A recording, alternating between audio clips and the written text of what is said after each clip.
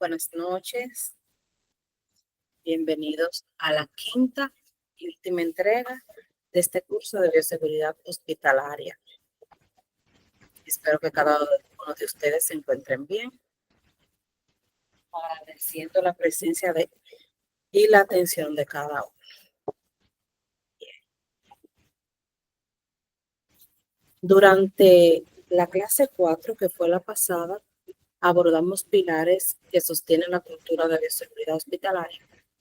Cada tema fue más que un contenido, fue una invitación a transformar hábitos, reconocer riesgos y asumir responsabilidad profesional. En esa oportunidad estuvimos compartiendo sobre disposición de residuos, código de colores, clasificación de áreas de riesgo, manejo de derrames, clasificación y manejo de residuos y uso del guardián. Entonces, antes de iniciar la clase de hoy, vamos a recordar brevemente algunos de los aspectos que tratamos en esa cuarta clase. Voy a compartir pantalla y vamos a ver un par de videos que les tengo por ahí. Un momento, ya les...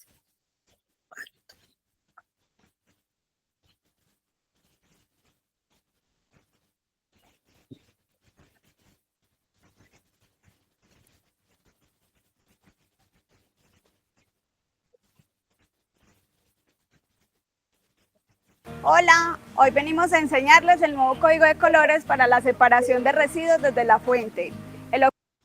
Pueden escuchar el video y verlo. ¿Alguien me puede confirmar, por favor? Desde la fuente. Jóvenes, escucha el video. El objetivo es que este proceso de clasificación de residuos sea mucho más sencillo para todos nosotros. La separación de residuos se refiere a que cada persona desde su lugar de trabajo sepa Gracias. diferenciar cada uno de los recipientes que se encuentran rotulados para los diferentes residuos que van allí, y así damos cumplimiento a la gestión hospitalaria.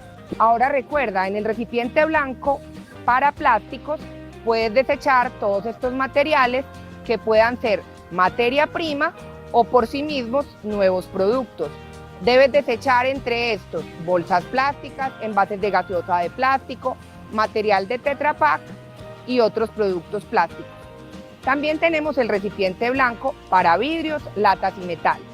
En este podemos desechar materiales que serán materia prima para otros productos y podemos contar entre ellos botellas y frascos de vidrio, latas de gaseosa, latas de conservas y otros productos, clips, ganchos de grapadora, CDs y otros materiales metálicos como son las tijeras. En la caneca blanca para papel y cartón depositaremos los residuos que van a ser aprovechables, como papel, revistas, cuaderno, cajas de cartón, pero estas deben ir desarmadas, rollos de cartón y radiografías. En la caneca negra para residuos ordinarios depositaremos aquellos residuos que no van a ser aprovechables y van directamente al relleno sanitario, como residuos de barrido, sobras de comida, papel aluminio, icopor y papeles de mecánica. En la caneca verde para residuos orgánicos vamos a depositar en la zona del restaurante sobras de comida, para el resto del hospital madera y vegetales. En la caneca roja para biosanitarios se descarta todo lo que tenga en contacto con fluidos corporales como gasas, guantes, jeringas, pañales, entre otros.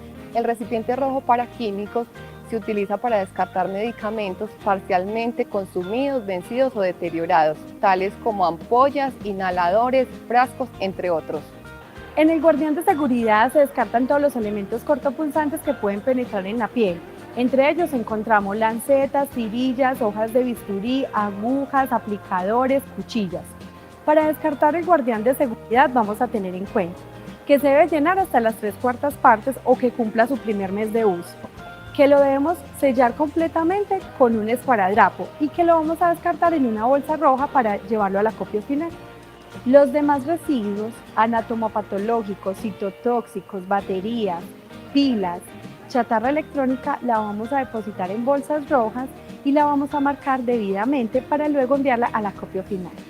Recuerda que si logramos una separación adecuada desde la fuente y cambiamos nuestros hábitos, podemos contribuir a la disminución de la contaminación ambiental. Nos especializamos en pensar en...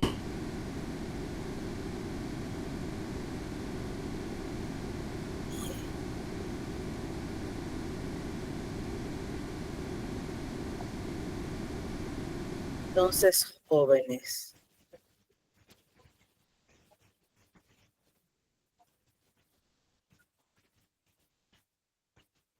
finalizando con la revisión de ese video, me gustaría que me ayuden a desechar estos residuos en los contenedores, zafacones, recipientes o como le llaman ellas, canicas correspondientes. Cada residuo mal dispuesto es una amenaza silenciosa. Hoy decidimos con técnica y ética. ¿Quién se anima y me dice a dónde deberíamos desechar los pañales desechables? ¿En el recipiente blanco para plástico, en el recipiente negro ordinario o en el recipiente rojo biosanitario? ¿Quién se anima y me dice dónde irían los pañales?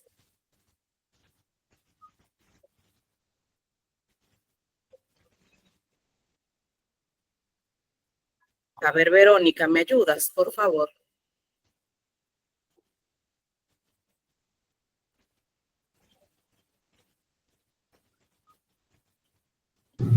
En la bolsa negra o gris, ya que no se pueden reciclar. En la bolsa, disculpa que no pude escuchar bien. En la bolsa negra. En la negra, ¿quién está de acuerdo con ella? Debe ir en la roja por biosanitario, porque tiene restos humanos. Exacto, tiene material biológico. Por eso debe ir en el recipiente rojo. Tiene material biológico. Las jeringas, ¿dónde deben ir? En el recipiente, en el punzante, en el guardián. Bien, no está mal. Pero ¿y si no tiene aguja? ¿A dónde debería de ser desechado? En la bolsa roja, biosanitarios. ¿Quién más? Por lo general es en la bolsa negra, porque no está con ningún fluido ni nada de eso, a menos que esté con sangre, ahí sí va en la bolsa roja. De acuerdo. ¿Y alguien más? ¿Quién más está en acuerdo o desacuerdo? ¿Dónde va esa jeringa sin aguja? Sin aguja. Buenas noches, soy Ángel Suárez. En el tacho blanco, porque es plástico. No Exacto. Va en el recipiente blanco porque no tiene aguja y no está contaminado con ningún biológico. Entonces va la jeringa en el blanco. Los restos de comida, ¿dónde irían? ¿Quién me ayuda aquí? ¿Lo echamos en el recipiente blanco para plástico? ¿En el negro ordinario o en el rojo biosanitario? En el blanco. ¿Alguien más? ¿Quién está de acuerdo o en desacuerdo? Los restos de comida van en el negro ordinario, porque es un desecho común. En el blanco, en este blanco que tenemos aquí, solamente van los plásticos. Y las gasas impregnadas de algún fluido biológico, ¿dónde irían? En el recipiente rojo. Exacto, ahí mismo va. Y las bolsas plásticas, ¿dónde van las bolsas plásticas? Buenas noches, en el de plásticos, el blanco. Sí, exacto, ahí mismo va. ¿Y quién me ayuda con el papel de aluminio? ¿Dónde va? ¿En el negro? Exacto, va en el negro. No tiene fluido biológico y tampoco es plástico. Los guantes que ya utilizamos, ¿a dónde van? En el rojo. Exacto. Y por último tenemos una bolsa de suero o solución. ¿Dónde la desechamos? ¿En el blanco? Exacto, muy bien. Excelente, estamos en esto. Ahora voy a compartirle un segundo video. Un momentito.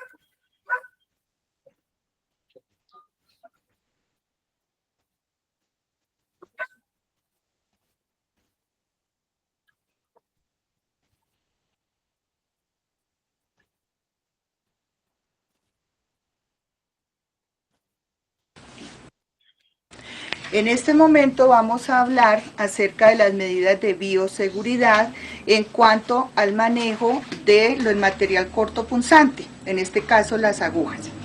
El biocontenedor consta de una tapa protectora, una parte superior ranurada por donde vamos a colocar las agujas, un contenedor de plástico en donde se va a depositar todo el material cortopunzante y un rótulo en donde van a estar especificadas.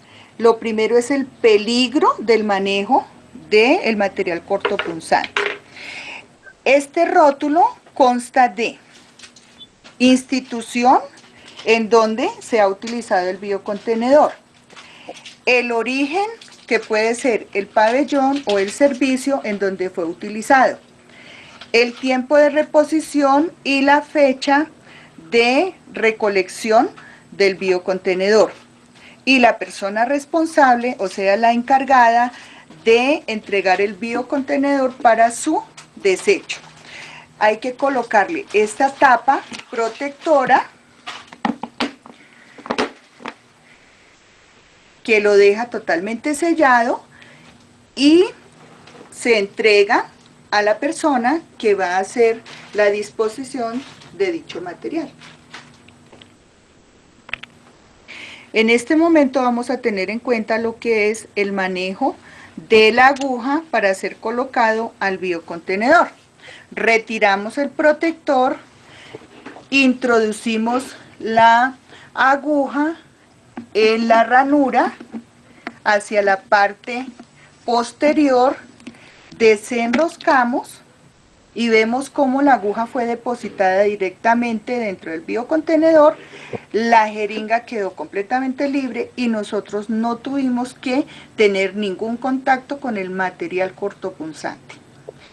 Después de haber realizado este procedimiento, la aguja y el protector deben ser desechados en una bolsa roja.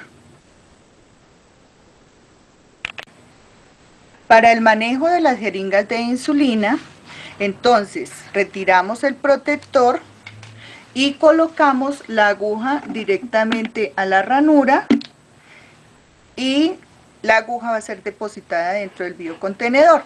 Nosotros vemos que no hubo ningún contacto de la aguja o el material cortopunzante con la mano de la persona que estaba haciendo el procedimiento. La jeringa debe ser depositada en la bolsa roja. Para las jeringas que tienen la aguja fija, estas deben ser depositadas con jeringa dentro del biocontenedor.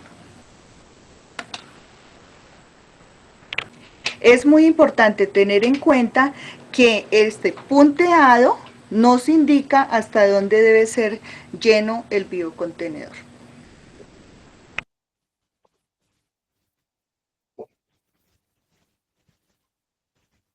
Bien, estuvimos viendo.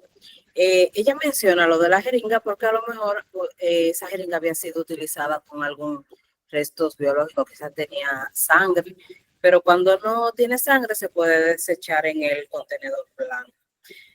Vimos ahí la manera correcta de cómo desechar esas agujas, que no hay necesidad de retirarla con nuestras manos, sino que la podemos colocar con una sola mano sin tocar, desenroscamos y ella cae. Y como bien ella lo dice, si las agujas son fijas, como la de insulina que traen la aguja adherida y otros medicamentos, esos se desechan completamente dentro del contenedor o guardián.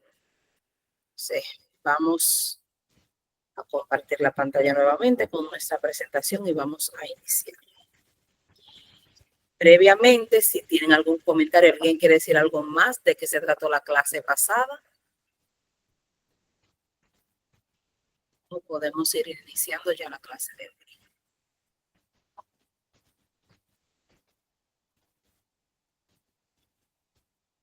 Bien. Entonces, hoy tenemos los últimos temas de nuestra clase. Vamos a iniciar diciendo que el cierre que nos transforma, le vamos a llamar así: decisiones, cuidado y liderazgo en bioseguridad hospitalaria. Sean todos bienvenidos a la última clase de este recorrido. Llegamos al punto donde el conocimiento técnico se convierte en compromiso ético de cada uno de nosotros, de los aquí presentes, y refleja no solo competencia, sino humanidad. Hoy abordaremos 4 pilares que sostienen la práctica segura y consciente en entornos hospitalarios: el autocuidado del personal de salud, la exposición laboral, los comités de bioseguridad, la toma de decisiones en contexto de riesgo. Esos son los temas. Hoy, más que hablar de medidas de bioseguridad, vamos a centrarnos en nuestro accionar, en nosotros mismos. Esta clase no es un cierre, es una apertura, porque quien comprende la bioseguridad como cultura, ética y como estrategia, no solo protege vidas, sino que también contribuye a transformar sistemas. Gracias por sostener este proceso con rigor y con energía. Hoy más que nunca, el cuidado comienza por nosotros mismos. ¿Qué es el autocuidado según la Organización Mundial de la Salud?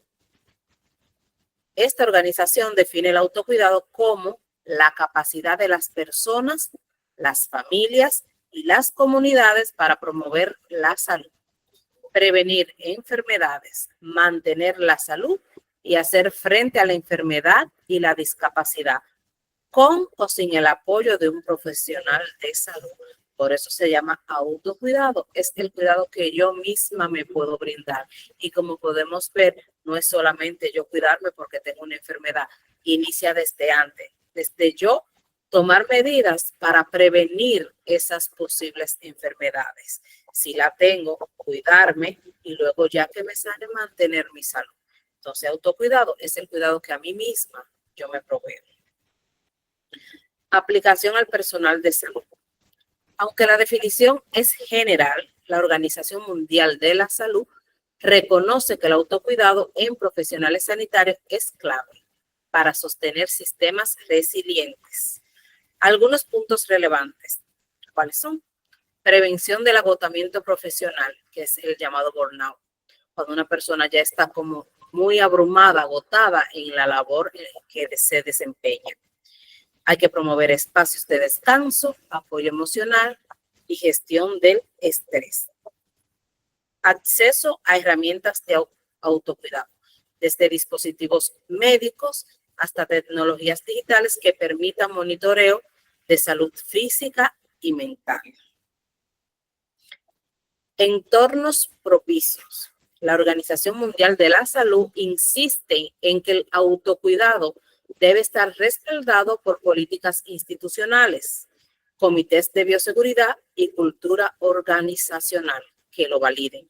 Es decir, hablando del autocuidado del profesional de la salud, ya incluye a la institución. La institución tiene que brindar las herramientas y los espacios necesarios para que el profesional mantenga su salud.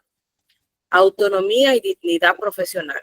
El autocuidado no es un lujo, es una estrategia ética para sostener el cuidado de otros sin sacrificar la salud propia. Es decir, yo cuido a los demás, pero que no quiera eso implicar que mi salud se vea afectada. ¿Qué ejemplos podemos citar de intervenciones de autocuidado recomendadas por la Organización Mundial de la Salud? Podemos citar autocontrol de presión arterial y glucemia, acceso a pruebas diagnósticas autoadministradas, es decir, una prueba de COVID rápida, una prueba de embarazo, que la misma persona pueda aplicarse a sí misma. herramientas digitales para seguimiento de salud mental, espacios seguros para expresar emociones y recibir apoyo psicosocial. Muchas veces tenemos cierta reserva con decidir, bueno, tengo una situación que a lo mejor amerite una ayuda profesional, una atención psicológica, porque por lo general tendemos a pensar que la persona que se dirige a un psicólogo es porque tiene problemas mentales, que está en palabras comunes, vulgares, por así decir, loco, pero no. Así como nos enfermamos de algún otro órgano, a veces necesitamos alguna orientación para mantenernos en equilibrio, para mantener nuestras emociones equilibradas y mantener una mejor salud. Entonces debemos tener un espacio seguro en donde podamos expresar esas emociones y recibir ese apoyo que necesitamos. La Organización Mundial de la Salud subraya que el autocuidado debe estar enmarcado en principios de inclusividad. Todos tenemos derecho a tener autocuidado y a tener las herramientas para autocuidar. Equidad de género, ética profesional y derecho a la salud física y mental. ¿Qué entiende la Organización Mundial de la Salud por exposición laboral en salud? Ahora pasamos al tema de la exposición laboral. Reconoce que los trabajadores de la salud enfrentan una amplia gama de riesgos ocupacionales que comprometen su bienestar físico, mental y emocional. Esta exposición incluye agentes biológicos, virus, como el virus de la inmunodeficiencia humana, el de la hepatitis B y C y la tuberculosis, bacterias y hongos. Productos químicos peligrosos, como fármacos citotóxicos, anestésicos y desinfectantes agresivos. También incluye radiación, calor y ruido, especialmente en áreas de radiodiagnóstico y quirófanos. Riesgos psicosociales, como el estrés, agotamiento, violencia, acoso laboral, que también puede suceder. Condiciones físicas, malas posturas, movilización de pacientes, sobrecarga física. Deficiencias estructurales, falta de agua potable, saneamiento e higiene adecuados. La protección de la salud y la seguridad de los trabajadores de la salud debe formar parte del cometido fundamental del sector. Proteger y restablecer la salud sin causar daño a pacientes ni trabajadores. ¿Tienen alguna pregunta hasta este momento, jóvenes? ¿O tienen algún comentario que agregar? Continuamos entonces. ¿Qué recomendaciones tiene la Organización Mundial de la Salud con respecto a la exposición laboral? Programas nacionales de salud ocupacional con responsables designados y políticas escritas. Evaluación continua de riesgos adaptada a cada perfil profesional.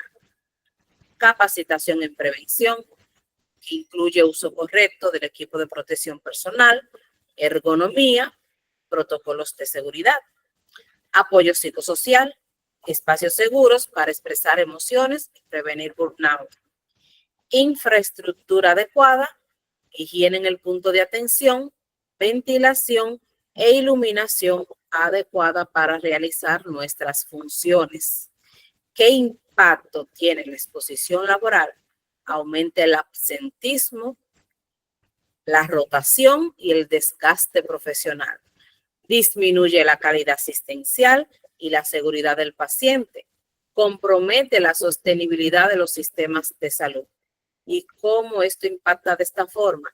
Pues a medida que los trabajadores de salud estemos expuestos a accidentes laborales, puede ser que nos veamos afectados psicológicamente, físicamente, mentalmente, que podamos adquirir incluso la enfermedad de la persona con la cual nos funcionamos.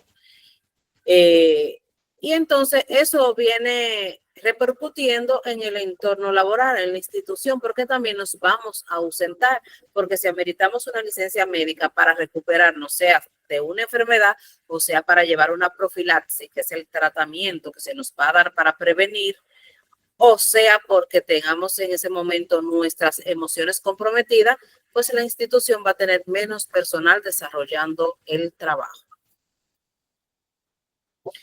Accidente de trabajo, seguimos en esta misma línea. Se considera exposición con riesgo de infección para HIV, virus de la hepatitis B y de la C. Toda lesión percutánea, contacto de membranas, mucosas o piel intacta o contacto con piel intacta, cuando la duración del contacto es prolongada o involucra un área extensa, con sangre, tejido u otros líquidos corporales. También cualquier contacto directo con HIV concentrado en un laboratorio o en una instalación del hospital. A esto se le considera accidente de trabajo. ¿Qué pasos vamos a seguir cuando se presenta una contingencia originada por un accidente de trabajo de origen biológico? Bueno, esto es lo que vamos a hacer. Si usted sufre un accidente de tipo biológico, siga los siguientes pasos. Primero, preste las medidas de primeros auxilios o atención inmediata de la siguiente manera. Exposición percutánea. Lavar la superficie corporal expuesta inmediatamente con agua y jabón. No detener el sangrado y no exprimir cerca al sitio de punción. Esa exposición percutánea es la que tenemos en la piel. Si tenemos accidentalmente una punción en la piel, lo correcto es lavar inmediatamente con agua y jabón. No se debe de exprimir y no se debe detener el sangrado. Hay que dejarlo salir. Exposición en mucosas y ojos. Lavar la superficie corporal expuesta profusamente con agua limpia o solución estéril, mínimo durante 20 minutos continuos. Exposición en piel no intacta, es decir, que tenga heridas o cualquier tipo de lesión. Lavar profusamente la superficie corporal expuesta con solución salina estéril y aplicar luego solución antiséptica. Exposición en piel intacta. Lavar profusamente con agua y jabón la superficie corporal expuesta. Esto es lo que vamos a hacer dependiendo de cada caso. Exposición en piel. Disculpen que esta me quedó. Recuerden, nunca aplicar solución de hipoclorito. No se debe aplicar cloro. Ya yo le había mencionado en una clase anterior que esta práctica es incorrecta. Hay muchos que dicen tienen que lavarse el área con cloro. No es lo debido. En ninguna concentración, ni que sea la concentración más baja. Sobre las lesiones o la piel, solo aplica soluciones antisépticas como isodine. El isodine es el bateriodine, iodopovidona, es la solución con yodo. A eso se refiere, que es una solución antiséptica. ¿Cuál es el protocolo internacional ante punciones accidentales? La actuación inmediata incluye lavar la zona afectada con agua y jabón. No frotar ni usar soluciones agresivas como lejía o alcohol. No comprimir la herida ni intentar hacerla sangrar. No se debe detener el sangrado, pero tampoco exprimir para intentar que sangre. No comprimir la herida es no presionarla tampoco. Cubrir con apósito estéril si hay sangrado.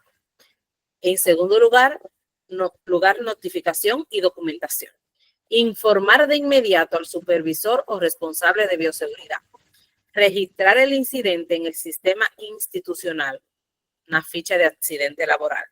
Identificar al paciente fuente, si es posible. El paciente fuente es el paciente con quien se utilizó, sea la jeringa, cualquier objeto cortopunzante con el cual el trabajador se lesionó. Ese es el paciente fuente. Tercero, se va a realizar una evaluación de riesgo. Determinar si el objeto estaba contaminado con sangre u otros fluidos. Evaluar el estado serológico del paciente fuente, es decir, si el paciente tiene realizado ya los análisis del virus de VIH, de la hepatitis B y la hepatitis C con consentimiento informado. En caso de que no lo tenga realizado, se les trae la muestra y se les realiza en ese momento. Considerar el tipo de exposición, la profundidad, la visibilidad de sangre y el tipo de aguja con el cual sucedió. Cuarto, profilaxis post-exposición. Para VIH se inicia un tratamiento antirretroviral, idealmente en las primeras 2 horas de haber sucedido el incidente y como máximo 72 horas de haber sucedido. Para el virus de la hepatitis B se verifica el estado de vacuna del trabajador. Si no está vacunado completamente o tiene la inmunización incompleta, se administra la inmunoglobulina antivírica para hepatitis B y se completa el esquema de vacunación. Si está completo, no hay necesidad de administrar la vacuna, solamente la inmunoglobulina se le administra. Y para la hepatitis C no hay profilaxis específica, pero se requiere seguimiento serológico. Jóvenes, les recuerdo en esta última clase que pueden aprovechar la oportunidad de obtener su certificado GCAP, destacarse en las propuestas laborales, agregando valor a su currículum, con un certificado avalado por la Google Workspace for Education. Recuerden que tiene un valor de 50 soles o $14. Todavía tienen la oportunidad de acceder a él. Se pueden comunicar con la persona responsable o el administrador del grupo. Continuamos. Lo quinto que vamos a hacer es un seguimiento clínico. Se van a realizar las pruebas serológicas al trabajador expuesto en los siguientes plazos. Para VIH, para hepatitis B, para hepatitis C, se van a realizar los análisis al momento del accidente. ¿Por qué lo voy a hacer al momento del accidente? Porque hay que descartar que el trabajador no haya tenido los virus positivos antes de esa exposición y quizás no haber tenido conocimiento de ello. Luego se hace al mes, porque ustedes saben, los virus tienen una ventana, un tiempo para ello incubarse en el organismo. Se hace al mes para ver si hay algún cambio. Luego se hace a los 3 meses, luego a los 6 meses, luego de los 3 meses, 6 meses después. Y por último, al año. Este es el monitoreo que se le da a esos virus. Se evalúan síntomas y efectos secundarios del tratamiento. Si se inició profilaxis, post-exposición, porque estos tratamientos por lo general son muy fuertes. Entonces, a veces las personas les producen mareos, náuseas, acidez, dolor de estómago, aunque últimamente ya estos medicamentos han sido elaborados nuevamente y lo han disminuido. Antes se daba una cantidad de pastillas, 9, si mal no recuerdo, y ahora solamente es una pastilla. Y los efectos secundarios son mínimos. Sexto, apoyo emocional y legal. Brindar acompañamiento psicológico si el trabajador lo requiere. Esta es una parte muy importante, porque a veces nos olvidamos de la parte psicológica y solo nos vamos a dar el seguimiento a la enfermedad en sí.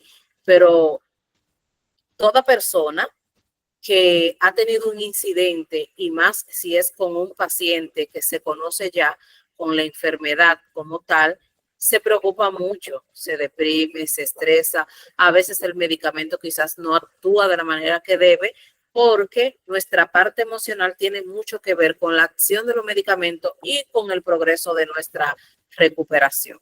Entonces hay que brindar ese acompañamiento. Hay que garantizar el acceso a la atención médica, protección laboral y confidencialidad, que la persona sepa que alguien lo va a recibir y le va a atender. Y esa confidencialidad, no debemos divulgar lo que ha pasado. Hay que guardar, mantener la discreción. Datos clave, según la OMS. Se estima que ocurren 2 millones de accidentes punzocortantes al año en personal de salud. El riesgo de contagio tras una punción es el siguiente. Para hepatitis B, hasta 37 a 62% si el paciente fuente tiene los virus de la hepatitis B, los antígenos de la hepatitis B. Para hepatitis C, un 39%. Y para VIH, un 4.4%. Aunque el porcentaje se vea bajo, no deja de ser un riesgo. ¿Tienen alguna pregunta sobre la exposición hasta aquí? ¿Sobre la exposición laboral? No, profesora. No. Ok. Continuamos. De todos modos, le voy a hacer una pequeña aclaración. Cada institución, porque a veces se maneja de manera diferente de institución a institución, porque cada institución elabora su protocolo. Pero para ponerle un ejemplo, en la institución en donde me desempeño, el protocolo es el siguiente. Si la persona tiene una punción, primero como es un hospital pediátrico en esta ocasión, lo que se dirige es directo al programa del SAI, que es el programa que trata a las personas con el VIH positivo. De ahí se le refiere a un hospital de adultos. Ahora bien, si es un hospital de adultos se le da la atención en el mismo hospital. Se le llena una ficha de accidente laboral, que eso se llena, por lo general lo tienen los departamentos de gestión humana o recursos humanos. Pero ya tiene que venir y luego de ir donde el médico, porque es con el informe que el médico le entrega, entonces con eso se llena una ficha de riesgo laboral y se reporta, en nuestro caso, al IDOPRIL, que es el organismo encargado de cubrir de las coberturas de los riesgos laborales. Se les extraen las muestras en el lugar donde se realizan las analíticas que le mencioné anteriormente. Y si el médico lo considera, entonces ya se refieren a los diferentes programas que existen para recibir la profilaxis y se le da el seguimiento. Bien, entonces ahora vamos a hablar sobre los comités de bioseguridad. ¿Qué son estos comités según la Organización Mundial de la Salud? Son órganos institucionales responsables de evaluar riesgos biológicos y proponer medidas de control, supervisar el cumplimiento de normas internacionales de bioseguridad, aprobar protocolos de trabajo con agentes biológicos peligrosos y promover la cultura de seguridad y la formación continua del personal. Las funciones principales de estos comités de seguridad son la evaluación de riesgos, analizan procedimientos, instalaciones y agentes biológicos para determinar niveles de riesgos y medidas de contención. Revisión de protocolos, validan procedimientos operativos y planes de emergencia. Supervisión ética, garantizan que el uso de agentes biológicos cumpla con principios éticos y legales. Capacitación, promueven entrenamientos periódicos en bioseguridad, uso de equipo personal de protección y manejo de residuos. Gestión de incidentes, investigan accidentes, funciones, exposiciones y proponen mejoras. ¿Cuál es la composición recomendada para este comité de bioseguridad? Profesionales en microbiología, entre el personal de laboratorio clínico, los bioanalistas, infectología, epidemiología y seguridad ocupacional. Estos son los profesionales que deben de pertenecer a este comité, así como también representantes de la dirección institucional, expertos en gestión ambiental y residuos peligrosos, y en algunos casos también pueden ser parte del comité asesores externos que pertenezcan a la Organización Panamericana de la Salud, Organización Mundial de la Salud, universidades y centros colaboradores. En ocasiones hay centros externos a la institución que colaboran y también parte de ellos deciden formar parte de estos comités para colaborar. Toma de decisiones en contexto de riesgo según la Organización Mundial de la Salud. Según esta organización y también la Organización Panamericana de la Salud, la toma de decisiones en contexto de riesgo se fundamenta en principios éticos, epidemiológicos y estratégicos que permiten actuar con rapidez, proporcionalidad y respaldo técnico ante eventos que amenazan la salud pública. La evaluación de riesgo se analiza la probabilidad de ocurrencia y las consecuencias potenciales del evento. Se requiere un enfoque interdisciplinario y participación de expertos en salud pública. Se aplica el anexo 2 del Reglamento Sanitario Internacional para decidir si un evento debe notificarse a la Organización Mundial de la Salud. Ese reglamento tiene incluido unos acápites que, dependiendo si cumplen con esos acápites que incluye, las personas ya tienen una guía para decidir si se debe de reportar a la Organización Mundial de la Salud o no. Criterios de decisión internacional. Un evento debe notificarse si cumple al menos 2 de estos 4 criterios. Si tiene repercusión grave en salud pública, si es inusitado o imprevisto. Esta palabra inusitado hace referencia a si es una enfermedad poco común, muy rara, muy ocasional. Si existe riesgo de propagación internacional o si puede generar restricciones al comercio o viajes internacionales. Entonces, si cumple al menos 2 de estos 4, se debe notificar. Evaluación del impacto en salud. Herramienta estratégica para orientar políticas y decisiones desde las primeras etapas. Permite a los decisores considerar el impacto sanitario de sus acciones y dialogar con expertos.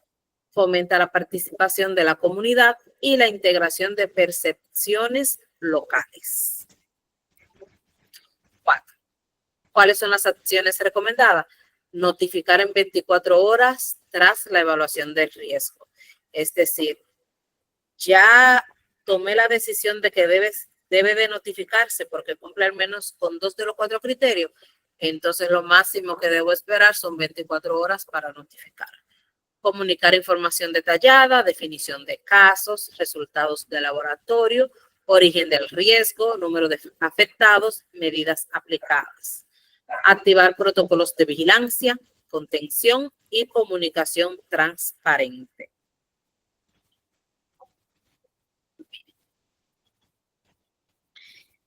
Este curso termina, pero no se archiva. Se queda en cada gesto clínico corregido, en cada decisión tomada con conciencia. Lo que aquí se aprendió no se mide en horas ni tampoco se mide en contenidos. Se mide en protección, en ética activa, en cultura institucional. Cada clase fue una oportunidad para mirar el riesgo sin miedo, para enfrentarlo con técnica y humanidad. Cada dinámica fue un ensayo de futuro. Hoy celebramos no un final, celebramos un cambio de postura. Ya no se improvisa. La bioseguridad dejó de ser un protocolo repetido. Es ahora una forma de decidir, de cuidar y de actuar con conciencia. Felicitaciones a cada uno de ustedes. Le doy gracias por su atención y decidí terminar un poquito antes. Para ahora voy a dejar de compartir desde un momento. Para ahora conversar con ustedes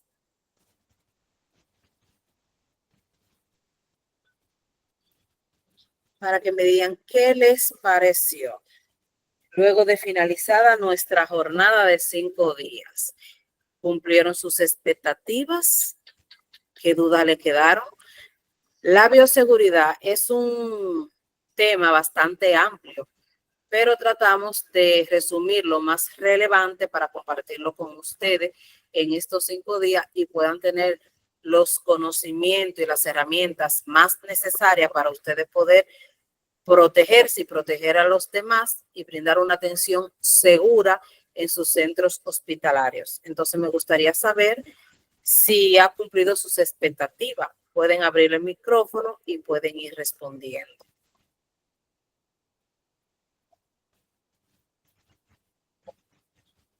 Gracias, Adriana. ¿Alguien que me pueda decir si llenó sus expectativas y qué aprendió en el transcurso de estos días?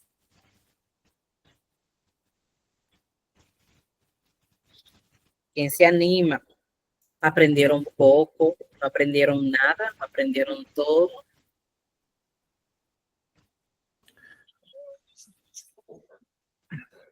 Buenas noches. Bueno, yo sí aprendí algo sobre la clasificación de los tachos, de los envases. Pensé que no habían tantos, pero sí hay por lo menos el morado. No sabía del morado. Ya sé del morado. Y bueno, del guardián sí sabía. Sí sabía, pero muy poco lo utilizan también. Así es, cuando a veces no tenemos los conocimientos, porque yo también al inicio, antes cuando yo estaba estudiando, yo decía, pero no sabía tampoco que existían tantos contenedores diferentes, de diferentes colores, y que cada uno tenía una función diferente. Quizás no lo van a recordar todo ahora, porque por lo general fijamos cuando ya estamos en la práctica, cuando ustedes vayan a su centro, que vayan identificando en dónde están esos envases, que se coloquen ellos, pues ya ahí pueden terminar de fijar el conocimiento. Pero sí me gustaría que haya sido de mucho provecho y que por lo menos le dé las bases para ustedes poder cuidarse y cuidar a los demás. ¿Alguien más que pueda compartir? A ver. Adriana dice que la bioseguridad es muy importante tanto para el personal de salud como para el paciente que se va a atender. Así es. Y para todos, Adriana, porque además del personal de salud en sí, recuerda que tenemos que cuidar también al familiar, a la comunidad, a todos, al personal de mayordomía. Es muy importante para cuidarnos a todos. Cristal dice, muy buena la clase. A mí me enseñaron de la clasificación de residuos, pero no todos estos. Es bueno para reforzar el conocimiento. Gracias, Cristal. Sí. Vanessa, ¿cómo enviamos la captura de la asistencia si el chat de WhatsApp está solo para administradores? Tampoco sabía lo del morado. Le solicitaron, Vanessa, que envíen la captura de la asistencia. Pueden comunicarse con el administrador y el administrador le puede responder. Escribirle en privado al administrador para que les responda. Hilda agradece. Muy interesante la clase. Y Adriana, muy agradecida con los conocimientos. ¿Alguien más que quiera compartir algo? ¿Cómo evaluarían la clase durante estos 5 días? ¿Qué les pareció bien? ¿Qué se puede mejorar?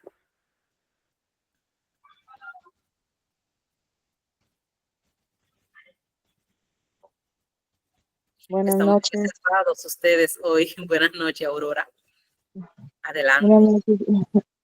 Bueno, lo que quería decirle es que en todas las clases que sí he podido estar, me ha parecido muy interesante, he aprendido mucho, la verdad me ha gustado mucho. Yo la verdad no trabajo en ningún centro así hospitalario, pero estoy estudiando para farmacia. Y sé que también es bueno también saber ¿no? de Sí, le estos va a temas servir mucho. sí, y más que todo en las normas, ¿no? Para cuidarnos nosotros y también a los que trabajan en el centro de salud, ¿no? Porque a veces también uno va a los centros de salud y no sabe esas cosas. Y me ha parecido muy importante, de verdad. Muy Qué interesante. bueno. Gracias. Sí, va a ser muy útil porque puedes desempeñarte en una farmacia independiente como también dentro de un centro. Recordamos que los centros hospitalarios las clínicas privadas y los centros públicos tienen farmacias y podría ser un lugar de desempeño para ti, Aurora. Entonces, recuerda también que hay uno de los recipientes que es para descartar medicamentos vencidos, blísteres, frascos, y probablemente en un futuro te corresponda desechar ese tipo de residuos y ya tengas el conocimiento en dónde deben de ser desechados. Y que tomar en cuenta también para proteger al resto del personal. ¿Alguien más que quiera compartir qué le pareció la clase y qué se puede mejorar?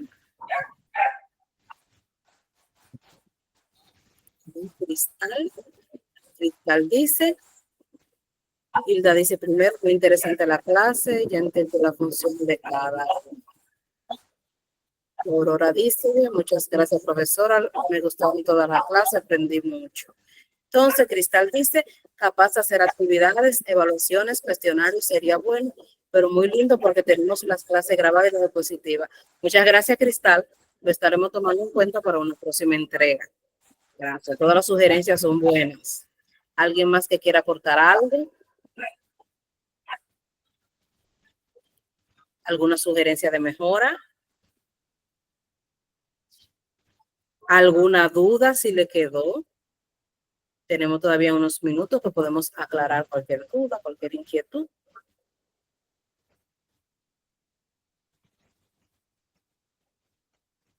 Bueno, bien, aparentemente todo está claro.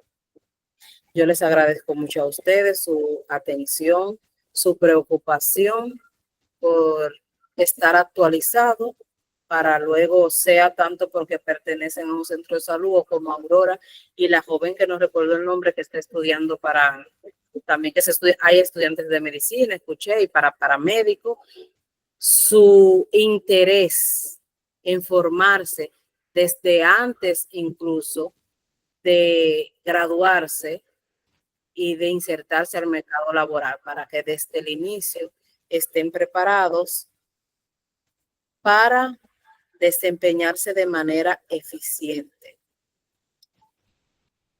¿Cómo hace para poder acceder al PDF? ¿A cuál PDF se refiere, Hilda? ¿Puede abrir el micrófono? ¿A las diapositivas será, Hilda? Ah, en el grupo se las están compartiendo. ¿Estás en el grupo? Yo pregunté en la clase pasada porque como me hicieron el comentario y me dijeron que estaban todas colgadas, pero que iban a volver a subirlas. Entonces, ahí en el grupo ustedes consiguen no la encuentra. Voy a comunicarme entonces por WhatsApp para hacerle la salvedad, para que verifiquen a ver qué es lo que pasa, porque algunos lo encuentran y otros no. Gracias a ti, Hilda. Entonces, todas las grabaciones y las diapositivas, tengo entendido que ustedes la van a estar recibiendo en el grupo de WhatsApp, pero se los voy a recordar para que revisen, a ver si hay algún inconveniente técnico o algo que no ha permitido que accedan a ella. Sí, dígame, Ángel. En el día martes pasaron por el grupo donde están las diapositivas y las clases grabadas. El día martes en el grupo. El martes, todas se las pasaron. Ajá, ahí yo me metí ahorita. Y, la de hoy. No, la de hoy sí no, todavía no. Ah, pues Hilda, dese una revisadita al grupo porque el compañero Ángel dice que las visualizó ya. Solo faltaría el grupo.